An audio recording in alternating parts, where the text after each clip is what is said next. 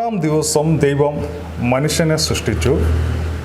ദൈവം മനുഷ്യനുമായിട്ട് സംസാരിച്ചു. അതിനുശേഷം ബൈബിളിൽ കാണുവാൻ സാധിക്കുന്നു, ഭൂമിയിലൊക്കെയും ഒരേ ഭാഷയും ഒരേ വാക്കുമായിരുന്നു. എന്നാൽ ജലപ്രളയത്തിന് ശേഷം പേലകൻ്റെ സമയത്ത് മനുഷ്യൻ തിരിയുന്നു, ദൈവം മനുഷ്യനെ ചിതറിച്ച് കളയുന്നു. അവിടെയെല്ലാം വ്യത്യസ്തമായ ഭാഷകളാണ് പിന്നത്തേതിൽ കാണുവാൻ സാധിക്കുന്നത്. എപ്പോഴെങ്കിലും ദൈവത്തെയോ ദൈവികമായ കാര്യങ്ങളെക്കുറിച്ച് സംസാരിക്കുമ്പോൾ, എക്സ്പ്ലെയിൻ ചെയ്യുമ്പോൾ ഈ ഭാഷയുടെ പരിമിതി വിഷയമായിരുന്നു. ഈ വിഷയത്തിൽ പാസ്റ്ററിൻ്റെ അഭിപ്രായം എന്താണ്?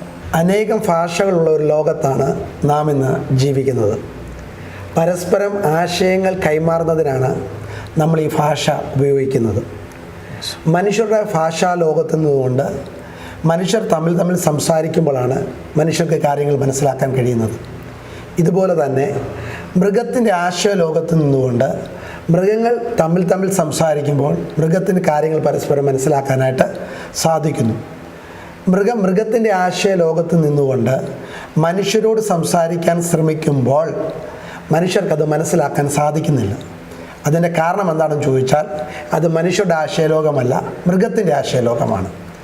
ഇനി മനുഷ്യൻ്റെ ആശയലോകത്ത് നിന്നുകൊണ്ട് മൃഗത്തിനോട് സംസാരിച്ചാൽ എല്ലാ കാര്യങ്ങളും മൃഗത്തിന് മനസ്സിലാകത്തില്ല. അതിൻ്റെ കാരണം എന്താണെന്ന് ചോദിച്ചാൽ മൃഗത്തിൻ്റെ ആശയലോകത്ത് നിന്നുകൊണ്ടല്ല മനുഷ്യൻ സംസാരിച്ചത്, മറിച്ച് മനുഷ്യൻ സംസാരിച്ചത് മനുഷ്യൻ്റെ ആശയലോകത്ത് നിന്നുകൊണ്ടാണ്. അപ്പോൾ ഏതൊരു കാര്യവും മനസ്സിലാകണമെങ്കിൽ അവരവരുടെ ആശയലോകത്തിലേക്ക് നമ്മൾ ഇറങ്ങിച്ചെല്ലണം. അപ്പോൾ മനുഷ്യൻ പരസ്പരം സംസാരിക്കുന്ന കാര്യങ്ങൾ മനുഷ്യർക്ക് മനസ്സിലാക്കാൻ കഴിയുന്നത് നമ്മുടെ രണ്ടിൻ്റെയും ആശയലോകം ഇപ്പോൾ ഒന്നായതുകൊണ്ടാണ് പരസ്പരം മനസ്സിലാക്കാൻ കഴിയുന്നതും നമ്മളെ കേൾക്കുന്ന ആളുകൾക്ക് മനസ്സിലാക്കാൻ കഴിയുന്നതും. എന്നാൽ ഈ ആശയലോകം മാറിയിട്ട് വേറൊരു ആശയലോകത്ത് നിന്നുകൊണ്ട് നമ്മൾ സംസാരിച്ചാൽ ഒരിക്കലും അത് മറ്റൊരാൾക്ക് മനസ്സിലാക്കാനായിട്ട് കഴിയത്തില്ല. കഴിയണമെന്നുണ്ടെങ്കിൽ അവരുടേതായ ആശയലോകം വിട്ടിട്ട് നമ്മൾ സംസാരിക്കുന്ന ആശയലോകത്തിലേക്ക് കടന്നു വരണം. ചുരുക്കം പറഞ്ഞാൽ ഇത്രയേ ഉള്ളൂ, ഓരോരുത്തർക്കും ഓരോ ആശയലോകങ്ങളുണ്ട്. ആ ആശയലോകത്തിൽ നിന്നുകൊണ്ട് സംസാരിച്ചെങ്കിൽ മാത്രമേ പരസ്പരം കാര്യങ്ങൾ മനസ്സിലാക്കാനായിട്ട് സാധിക്കത്തുള്ളൂ.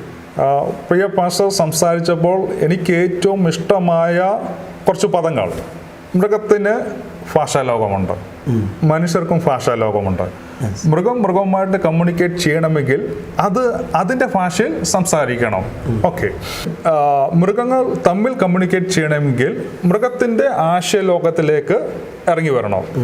ഇപ്പം മനുഷ്യൻ മൃഗവുമായിട്ട് കമ്മ്യൂണിക്കേറ്റ് ചെയ്യണമെങ്കിൽ മനുഷ്യൻ മൃഗത്തിൻ്റെ ലോകത്തിലേക്ക് ഇറങ്ങി ചെല്ലണം, അല്ലെങ്കിൽ മൃഗം മനുഷ്യൻ്റെ ലോകത്തിലേക്ക് വരണം, തിരിച്ചു. ഓക്കെ, അങ്ങനെ സംഭവിക്കണം. മനുഷ്യർ പറയുന്ന ഭാഷ പരിമിതപ്പെട്ടതാണെന്ന് പറയാൻ കാരണം, ഉദാഹരണം, ഞാനിപ്പോൾ ദേവദാസനെ എൻ്റെ കരം കൊണ്ട് ഒരടി അടിച്ചിട്ട് ഞാൻ ദേവദാസനോട് ചോദിക്കുക, എത്രത്തോളം വേദനയുണ്ടായി? ആ വേദനയുടെ അളവ്, അതിൻ്റെ തൂക്കം, അത് കൃത്യമായിട്ട് ദേവദാസന് പറയാൻ പറ്റത്തില്ല. അതിൻ്റെ കാരണം അതൊരു അനുഭവമാണ്. അതിൻ്റെ അളവ് കൃത്യമായി പറയാൻ കഴിയാത്തതിൻ്റെ കാരണം നമ്മൾ ഉപയോഗിക്കുന്ന ഭാഷ പരിമിതപ്പെട്ടതുകൊണ്ടാണ്. അപ്പോൾ എല്ലാ കാര്യങ്ങളും പറഞ്ഞു ഫലിപ്പിക്കാനായിട്ട് സാധിക്കാത്തതിന് കാരണം നമ്മൾ ഉപയോഗിക്കുന്ന ഭാഷ പരിമിതപ്പെട്ടതുകൊണ്ടാണ്. അപ്പോൾ പരിമിതപ്പെട്ട ഭാഷയ്ക്കകത്ത് നിന്നുകൊണ്ട് പരസ്പരം ആശയങ്ങൾ കൈമാറുന്നവരാണ് നമ്മൾ. അപ്പോൾ സർവശക്തനായ ദൈവത്തിൻ്റെ കാര്യങ്ങൾ, ദൈവികമായ കാര്യങ്ങൾ അല്ലെങ്കിൽ ദൈവത്തെക്കുറിച്ച് നമുക്ക് മനസ്സിലാക്കാൻ കഴിയുന്ന ഭാഷയിലേക്ക് ദൈവം ഇറങ്ങി വന്ന് കാര്യങ്ങൾ പറയണം. എങ്കിൽ മാത്രമേ നമുക്ക് ദൈവത്തെക്കുറിച്ച് മനസ്സിലാക്കാനായിട്ട് സാധിക്കത്തുള്ളൂ. ചിലപ്പോൾ ദൈവം പറയുന്ന ദൈവത്തിൻ്റെ ആശയ ലോകത്ത് നിന്നുകൊണ്ട് ദൈവം ഒരു കാര്യം പറഞ്ഞാൽ ഒരു പക്ഷേ നമുക്കത് മനസ്സിലാക്കാനായിട്ട് സാധിക്കത്തില്ല. ഞാൻ മുമ്പേ പറഞ്ഞതുപോലെ മൃഗത്തിൻ്റെ ആശയ ലോകത്ത് നിന്ന് പറയുന്ന കാര്യങ്ങൾ മനുഷ്യർക്ക് മനസ്സിലാക്കാൻ കഴിയുന്നില്ല. മനുഷ്യരുടെ ആശയലോകത്തിൽ എന്ന് പറയുന്ന കാര്യങ്ങൾ മൃഗത്തിന് മനസ്സിലാക്കാൻ കഴിയുന്നില്ല. ഇതുപോലെ ദൈവത്തിൻ്റെ ആശയലോകത്തിൽ നിന്നുകൊണ്ടൊരു കാര്യം മനുഷ്യരോട് പറഞ്ഞാൽ അത് മനുഷ്യർക്ക് മനസ്സിലാക്കാൻ കഴിയത്തില്ല.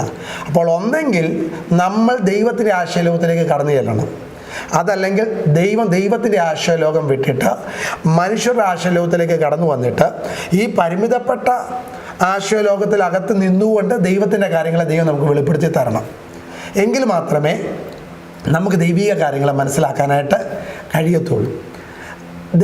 ദൈവത്തിൻ്റെ കാര്യങ്ങൾ നമുക്ക് മനസ്സിലാക്കി തന്നത് ഈ പരിമിതപ്പെട്ട ഭാഷയ്ക്കകത്ത് നിന്നുകൊണ്ടാണ് ദൈവിക കാര്യങ്ങളെ നമുക്ക് മനസ്സിലാക്കി തന്നത്.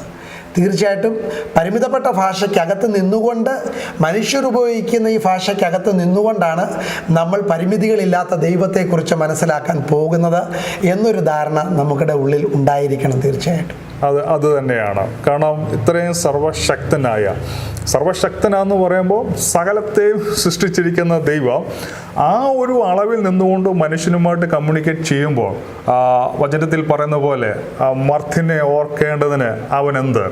ഇത്രയധികം സൃഷ്ടിച്ചിട്ടുള്ള ദൈവത്തിന് മനുഷ്യനോട് സംസാരിക്കുമ്പോൾ മനുഷ്യർക്ക് മനസ്സിലാകില്ല.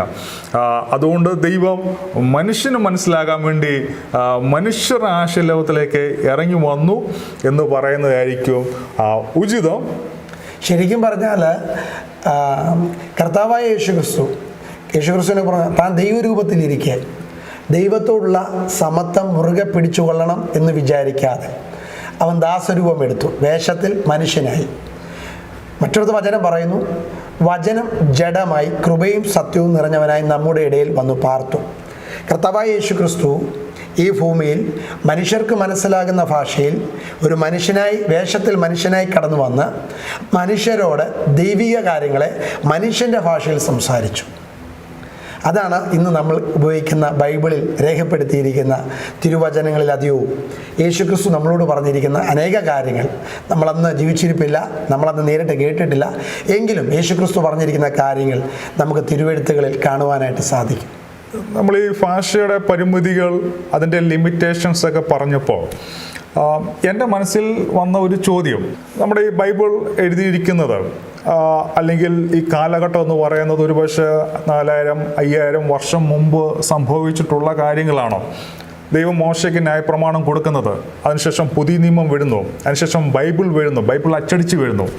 ഈ കാലഘട്ടത്തിലൊക്കെ ഉപയോഗിച്ചിരുന്ന ഭാഷകൾ ഒരുപക്ഷെ ഇന്നത്തെ മോഡേൺ വേൾഡിൽ നിന്നുകൊണ്ട് അല്ലെങ്കിൽ 21-ാം നൂറ്റാണ്ടിൽ നിന്നുകൊണ്ട് ചിന്തിക്കുമ്പോൾ ആ പദങ്ങൾക്ക് വ്യത്യാസം ഒത്തിരി വന്നിരിക്കാം, അതിൻ്റെ അർത്ഥത്തിന് ഒത്തിരി വ്യത്യാസം വന്നിരിക്കാം, ആശയങ്ങൾക്ക് ഒരുപക്ഷെ ഒത്തിരി വ്യത്യാസങ്ങൾ വന്നിരിക്കാം.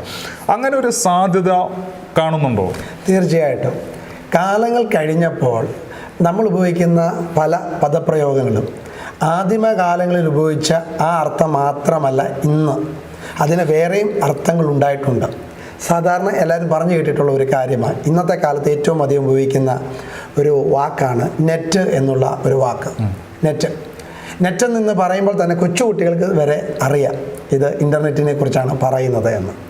എന്നാൽ ഈ ഇൻ്റർനെറ്റിൻ്റെ കാലഘട്ടം വരുന്നതിന് മുൻപ് ഈ നെറ്റ് എന്നുള്ള പദപ്രയോഗം മനുഷ്യർ ഉപയോഗിച്ചിട്ടുണ്ട്. അന്ന് ഇത് കിണറിന് ഉപയോഗിക്കുന്ന വലയെന്നോ അല്ലെങ്കിൽ മീൻ പിടിക്കാൻ ഉപയോഗിക്കുന്ന വലയെന്നോ ഒരർത്ഥമായിരുന്നു അന്നുണ്ടായിരുന്നത്. ഇന്ന് ആ അർത്ഥത്തിന് വ്യത്യാസമൊന്നുമില്ല, ആ അർത്ഥവും അതിനകത്തുണ്ട്. പക്ഷെ ഇന്നത്തെ കാലത്ത് ഈ നെറ്റ് എന്നുള്ള പദം പറയുമ്പോൾ യഥാർത്ഥത്തിൽ പെട്ടെന്ന് ഒരാളുടെ മനസ്സിലേക്ക് കൂടി വരുന്നത് ഇൻ്റർനെറ്റിനെ കുറിച്ചാണ്. അപ്പോൾ ഒരു കാലത്ത് നെറ്റ് എന്നുള്ള പദം ഉപയോഗിക്കുമ്പോൾ ആ കാലഘട്ടത്തിൽ ഇൻ്റർനെറ്റ് ഇല്ലായിരുന്നു. ഇൻ്റർനെറ്റ് ഇല്ലാത്ത ആ കാലഘട്ടത്തിൽ നെറ്റ് എന്നുള്ള പദം ഉപയോഗിക്കുമ്പോൾ അതുപയോഗിച്ചയാൾ ഒരർത്ഥം മനസ്സിലാക്കിയിരുന്നു, കേൾക്കുന്ന ആൾക്കും അതിനൊരർത്ഥം മനസ്സിലായിരുന്നു. രണ്ടുപേരുടെ ആശയം ഒരുപോലെയായിരുന്നു.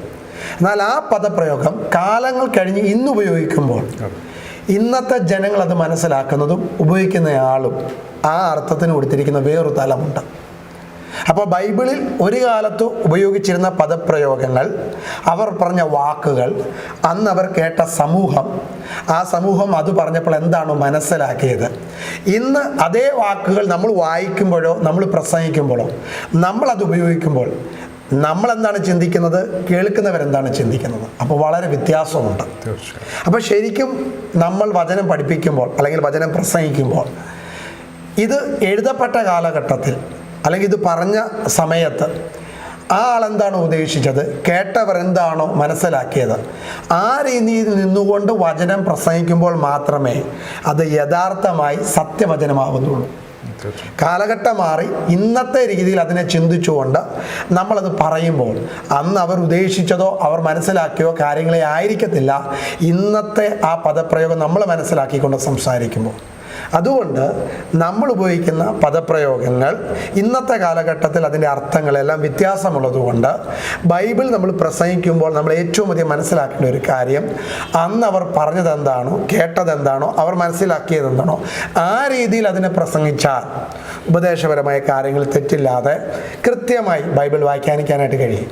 പ്രിയ കർത്താവിൻ്റെ ദാസനിൽ നിന്ന് കേട്ടതുപോലെ ഭാഷയ്ക്ക് പരിമിതികളുണ്ട്, നമ്മുടെ ഭാഷയ്ക്ക് പരിമിതിയുണ്ട്. ഓരോ രാജ്യത്തിൻ്റെയും ഭാഷ വ്യത്യസ്തമാണ്, ഓരോ മനുഷ്യരുടെയും ഭാഷകൾ വ്യത്യസ്തമാണ്, മൃഗത്തിൻ്റെ ഭാഷ വ്യത്യസ്തമാണ്. തീർച്ചയായും പ്രപഞ്ചത്തിൽ കൂടിയും നമ്മൾ ഈ കാണുന്ന പ്രകൃതിയിൽ കൂടിയും അതിലുപരിയായി നമുക്ക് തന്നിരിക്കുന്ന ദൈവവചനത്തിൽ കൂടിയും ദൈവം ആരാന്നുള്ളത് നമ്മുടെ പരിമിതമായ ഭാഷയ്ക്കകത്ത് നിന്ന് തന്നെ, അല്ലെങ്കിൽ ഭാഷയ്ക്കുള്ളിൽ നിന്ന് തന്നെ ദൈവത്തെ സ്വയം വെളിപ്പെടുത്തിയിട്ടുണ്ട്.